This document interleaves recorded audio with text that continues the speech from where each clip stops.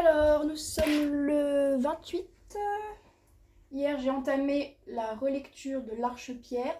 Waouh. J'ai juste entamé, j'ai lu 400 mots. Ça va. Et j'ai également rendu mon tout dernier sujet de toute la vie d'Aloca. Donc, je suis au chômage. Hop. À Pierre que l'administration demande de faire le PF. Alors, il est actuellement 18h19. Je suis rentrée de cours. Je suis lavé les cheveux. J'ai mis une petite tenue un peu plus comfy. Et le but là, c'est de relire et corriger ma nouvelle l'Arche-Pierre que j'ai écrite la semaine dernière. Et si possible, en une seule fois. Tant qu'à faire. Donc, à voir si ça nous mène au bout de la night ou pas. Mais voilà l'objectif. Sachant que j'ai déjà pris des petites notes à chaud quand j'ai terminé la semaine dernière sur ce qu'il faut déjà modifier. Donc je pense que je vais commencer par faire une première relecture en me concentrant vraiment sur le fond. Évidemment, je sens que je vais quand même bidouiller le texte un petit peu s'il y a des répétitions, des fautes ou quoi. Mais déjà faire une première relecture pour faire un état des lieux. Et après, on verra pour les corrections en profondeur, etc. Sachant que là, je pense qu'elle doit faire 12 000 mots, à peu près. Ce qui doit équivaloir à un peu plus d'une vingtaine de pages, je pense. Ce qui est donc pas énorme. C'est pour ça que je me dis que c'est très faisable ce soir. Et du coup, on espère avoir un produit fini au bout de la night.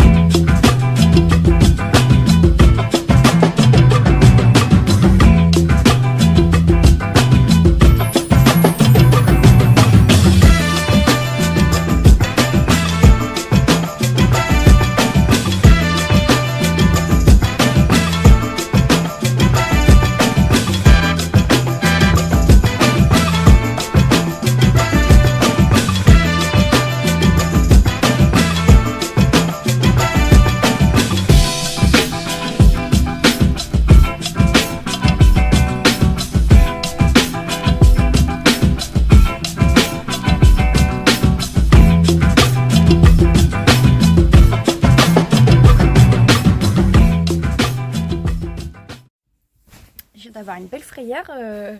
J'ai mon câble d'ordi qui a soudainement décidé de ne plus fonctionner. Ah, et bah peut-être que j'ai rien dit. Ça fait un moment qu'il est un petit peu, comment dire, fatigué. Mais peut-être que sa fin est proche. Ce qui est embêtant parce que je n'ai plus beaucoup de batterie.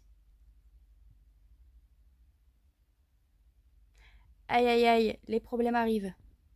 Écoutez, j'ai fait plusieurs tests sans forcément trouver une cause à effet. Il a l'air juste d'être fatigué. Je vais bien charger mon ordi et peut-être que je vais surveiller un peu comme ça et avoir à l'esprit le fait que bientôt il faudra peut-être que je change de câble. Peut-être. Mais bon. J'en suis, je pense, à la moitié de ma correction. Je pense qu'il va falloir que je laisse macérer un peu après et que je relise. Du coup, ce sera pas fini ce soir. Parce qu'en fait, il y a plus de travail que ce que je pensais de prime abord. Mais si déjà je pouvais bidouiller tout ce soir, comme ça demain quand je reprends ou plus tard quand je reprendrai, il y aura moins de taf à faire. Ce serait déjà pas mal.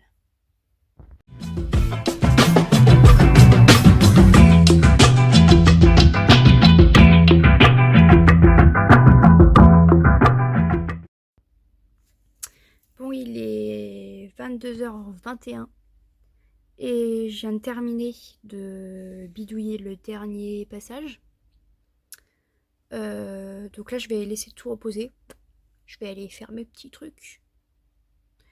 Et je verrai prochainement pour relire.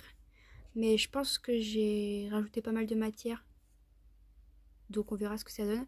Après, je sais pas si j'ai vraiment réussi à faire la transition entre les deux vitesses de racontage. Maybe, maybe not, on verra ça. Après, je sais pas si c'est vraiment... Si, quand même. On verra. C'est un problème pour le mois du futur. Je pense que c'est le seul truc en vrai que je dois encore tenter de changer un petit peu. Parce que j'ai rajouté le passage que je voulais rajouter. Et j'ai étoffé ce que je voulais étoffer. Donc, je pense qu'on est plutôt bien. Ça m'a l'air pas mal.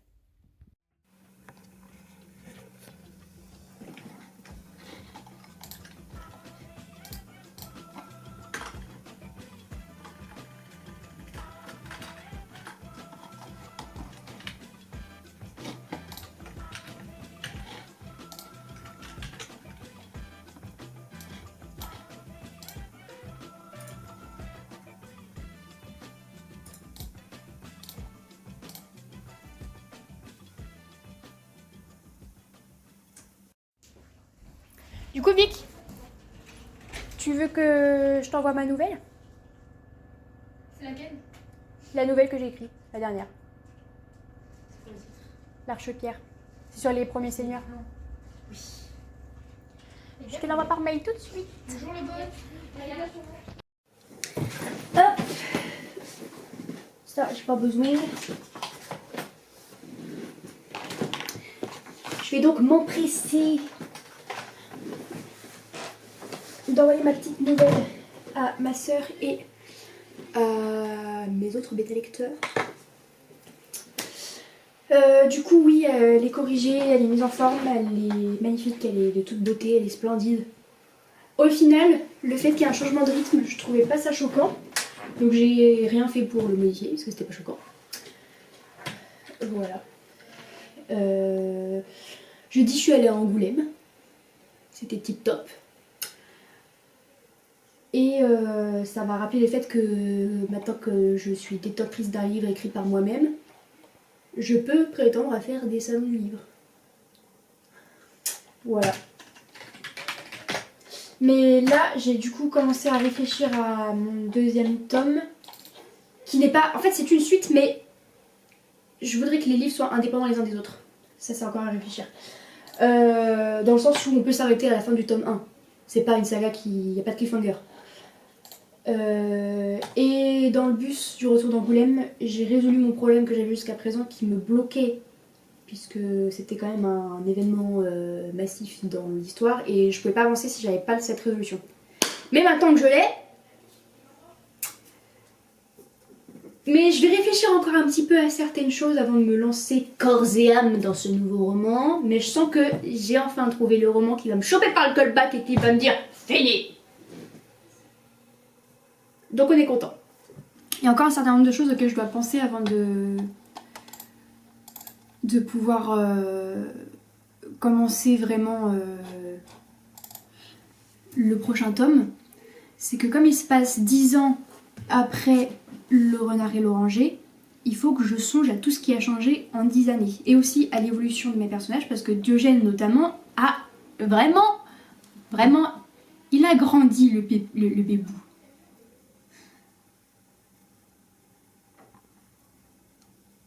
Ouais. Il a vécu des choses. Ceux qui connaissent Diogène, voilà. En fait, il faudrait que je fasse une copie, ça serait mieux. Donc il faut que je réfléchisse à ça. Il y a aussi un certain nombre de personnages qui ont changé, puisque, sans spoiler, ils sont morts. Donc, il en faut des nouveaux. Donc oui, il faut que je réfléchisse à ça parce que du coup il y a des nouvelles dynamiques qui sont mises en place et tout. Donc il y a ça. Et mon intrigue elle est bien pour l'instant. Enfin ça va, je gère la fougère. Mais il faut peut-être encore un petit peu quoi. Juste après bon, on sait comment ça va se passer, je vais les envoyer faire des trucs, ils vont faire leurs trucs dans leur coin, je vais lire et je vais être en mode ok, vis ta vie mec. Donc je me fais pas trop de soucis non plus. Mais voilà, et je viens de penser à un truc que j'avais pas du tout pensé avant, c'est-à-dire que j'avais prévu d'écrire un roman qui du coup se passerait en parallèle de ça et se terminerait après la fin de celui-là. Et il va falloir que je réfléchisse bien à quel impact il va avoir sur le prochain tome. Il y a encore des choses à réfléchir pour que ça se passe bien. Mais voilà, et puis comme j'ai des nouveaux personnages principaux, il va falloir que je fasse un petit peu de world building, un petit peu de brainstorming. Je suis trop bilingue. Pour que ça tienne la route. Et plus j'y pense, plus je suis excitée. Sachant que tout est plus ou moins lié. D'Eugène n'a pas fini de souffrir. Voilà, je l'affirme, je l'annonce, je le dis. C'est pas un long fleuve tranquille pour lui encore.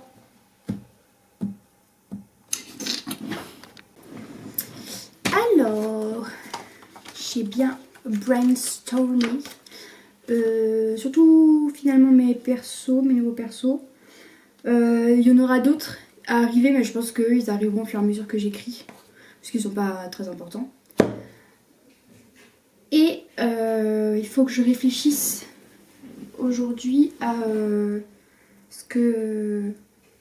tout ce qui a changé dans l'univers en 10 ans et ce que le tome parallèle au Renard et l'Oranger implique dans cette suite. Donc là ça va être du pur world building et pas seulement du personnage quoi. Sachant que là j'étais censée réfléchir à 2 personnages et il y en a un autre qui a spawné sans raison apparente. Écoutez, bon, des fois on maîtrise pas non plus, hein. Donc voilà, il va falloir que je me rachète bientôt un petit carnet là parce que il va vite se finir. Mais il faudrait que je fasse une liste des choses qui ont potentiellement changé pour pouvoir réfléchir à ce que ça implique dans le fonctionnement de l'univers et sur les personnages aussi et du coup sur l'histoire. Tout ça.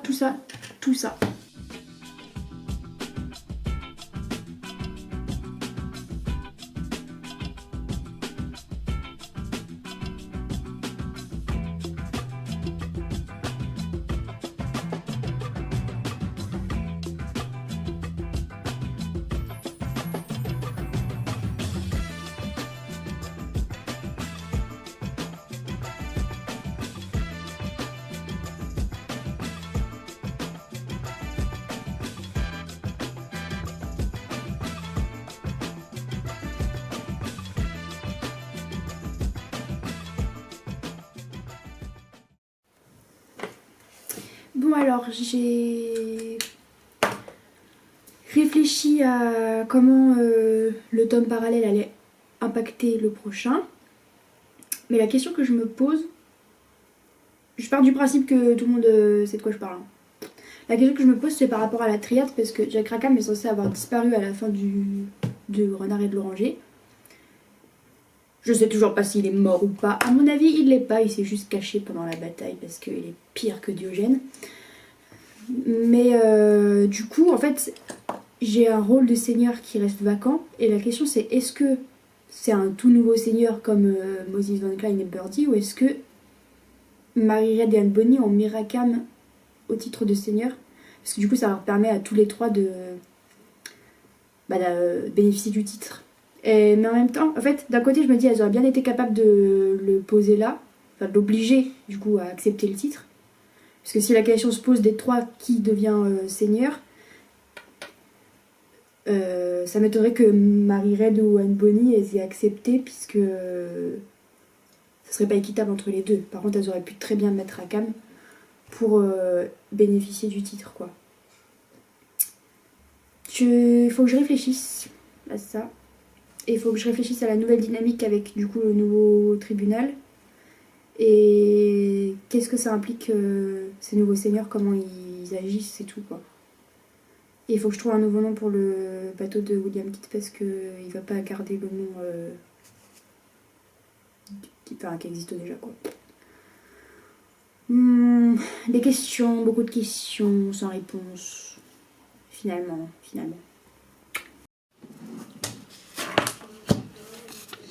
La petite liste est complète, elle est faite, elle est inutile du coup.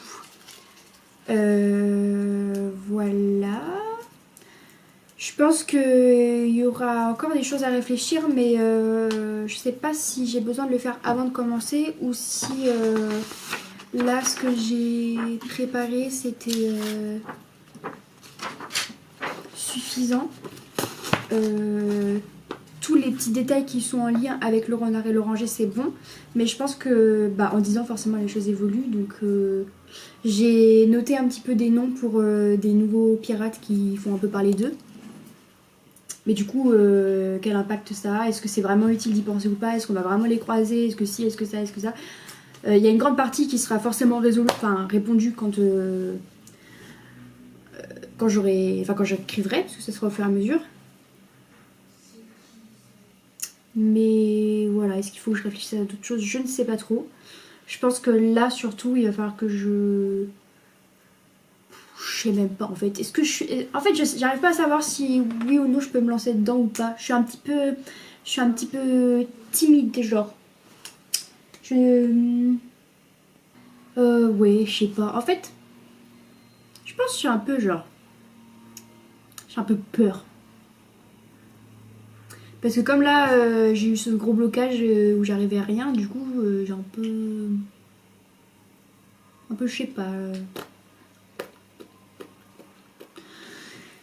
Après, ça s'est bien passé pour ma nouvelle et elle était même pas aussi bien préparée que ça, alors voilà. Après, il faut que je réfléchisse encore parce que, en fait, il y a plusieurs gros événements qui vont se passer et est-ce que j'ai vraiment besoin de réfléchir? J'ai même pas réfléchi autant pour le renard et l'oranger. Je suis dans une drôle de phase de questionnement. Et je pense que je vais être dans le déni pour m'en sortir, à savoir, je vais faire comme si c'était pas le cas. Et je me lancerai bientôt dedans. Peut-être. En fait, d'un côté, je suis un peu craintive. Et de l'autre, j'ai très envie d'écrire certaines scènes. Du coup, je suis mitigée sur la question. Là, quand même, il va falloir que je réfléchisse à comment je commence parce que... En fait, j'aime bien commencer par raconter l'histoire avec un personnage qui ne sera pas le personnage principal. C'est vraiment ce que j'ai fait jusqu'à présent pour pratiquement tous mes livres. C'est le cas dans Le Renard et l'Oranger puisqu'on commence avec Cato et en fait il n'est pas du tout un personnage principal. C'est le cas dans le roman que j'ai écrit en parallèle. Bon, les nouvelles c'est pas pareil, on va pas compter... Quoique c'est plus ou moins le cas dans... J'ai écrit une nouvelle qui s'appelle Les Égarés qui se passe après Le Renard et l'Oranger. C'est plutôt genre un tome 1,5. Il y a un passage qui n'est pas raconté du point de vue de Diogène alors que c'est clairement lui le personnage principal. Enfin ça dépend du moment mais il fait partie des personnages principaux. Dans un livre qui s'appelle Les Enfants Dragons c'est pareil, ça commence comme ça. Enfin bref, c'est un petit peu ma marque de fabrique au final. Donc je pense que je sais de quel point de vue je vais l'écrire. Mais j'ai pas trop réfléchi à cette première scène. Parce que j'aime bien que... Je sais que souvent on dit genre avoir une première phrase c'est hyper impactant. Et quand j'y pense dans Le Renard et l'Oranger, c'est pas... la première phrase elle est nulle. Mais par contre le premier chapitre c'est un énorme banger. Donc j'ai un peu envie que mon premier chapitre de ce tome là soit tout aussi bien. Donc il faut que je réfléchisse à comment je vais le formuler et tout quoi. Ça commence avec Diogène, la Talente et tout. Mais on va avoir Daphné plus tard et il va y aussi avoir du coup des nouveaux personnages qui seront très centraux dans ce livre là. Et donc il se passe des choses avant que le roman commence. Donc est-ce que je fais pas un prologue ou un court chapitre qui amorce ça et après on switch, on passe à autre chose et du coup tout le monde va être là en mode mais pourquoi elle raconte ça dans le premier chapitre alors qu'en fait ça n'a pas de sens avec la suite et en fait il va falloir attendre pour avoir la suite. c'est peut-être une bonne idée. Et du coup, ça veut dire qu'il faut que je réfléchisse à ce que je vais écrire et tout. Voilà. Et un autre truc aussi que j'étais en train de penser, c'est au fait que est-ce que je peux parvenir à faire en sorte que si quelqu'un il se pointe comme ça et qu'il lise du coup ce nouveau tome, est-ce qu'il peut réussir à le lire sans avoir lu Le Renard et l'Oranger et ne pas avoir de lacunes? Parce que comme j'aimerais que tous mes romans sont indépendants les uns des autres, comme je disais, genre il n'y a pas de cliffhanger à la fin du Renard et l'Oranger, on peut s'arrêter là si on veut, mais si on veut en savoir plus sur les personnages, sur l'univers et tout, du coup on va pouvoir lire la suite, les préquels, les spin-offs, les nouvelles. Mais en soi, alors les nouvelles, non, les nouvelles elles sont vraiment rattachées aux événements qui se passent dans les livres, mais en soi j'apprécierais que les livres soient dépendants les uns des autres. Celui qui se passe en parallèle du Renard et de l'Oranger, il sera complètement dépendant aussi. Et du coup, je sais pas dans quelle mesure ce serait possible de faire en sorte que ce tome 2 soit indépendant. Je pense que ça va être compliqué quand même parce qu'il y a beaucoup de... Ah non, ça va être compliqué en fait. Le truc c'est que si je le fais, ça va être hyper redondant par rapport à ceux qui ont déjà lu Le Renard et l'Oranger. Ouais. Mais du coup, en fait, j'estime que dans tous les livres que je vais écrire sur cet univers, donc c'est le cycle d'Orange, tout est centré, enfin ça part du Renard et de l'Oranger. Même s'il y a un préquel, faudra pas les lire dans l'ordre chronologique, je pense. Faut quand même partir du Renard et de l'Oranger. Bah en fait non, c'est que si on lit le préquel, l'intrigue secondaire du Renard et de l'Oranger, on la connaît déjà. Donc c'est un petit peu dommage. Donc tout commence de toute façon par le Renard et l'Oranger. Sauf le parallèle. Il faudrait que je trouve un titre, ce serait mieux quand même pour en parler. Ouais. Mais d'ailleurs j'en avais trouvé un, sauf qu'il était dans mon carnet qui est passé à la machine. C'est hyper sympa. Mais ouais, je pense que j'aimerais bien quand même réussir à faire en sorte qu'il soit le plus indépendant possible. Mais ça me paraît quand même très compliqué de le faire totalement indépendant. Et ouais, donc très honnêtement, je pense que là, aujourd'hui, je vais pas commencer à écrire parce qu'il faut que je daydream sur les premiers chapitres et que je réfléchisse. Et ça vient quand je daydream. Mais comme j'ai déjà bien brainstorm le reste, là il va falloir, là je vais être sur vraiment du daydream jusqu'à ce que je me mette dedans quoi.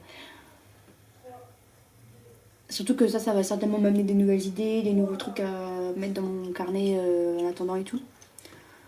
Donc voilà pour ce tome 2. Et si je pouvais réfléchir à... Il faudrait que je trouve un titre pour ce tome 2 et un titre pour le tome annexe. Et lui d'ailleurs, je pense qu'il faudrait encore que je brainstorm un peu dessus parce que je suis bloquée dedans alors que je l'ai déjà commencé. Ce qui est embêtant parce que il est vraiment sympa. C'est pas du tout la même vibe que Le Renard et l'Oranger. C'est vraiment assez sombre quoi. Le personnage principal il est... Ouah, il me fait peur. Bref. Ça c'est un truc que je peux faire tout d'ailleurs par contre. Au moins avoir un premier titre sans forcément le garder pour la suite mais voilà quoi.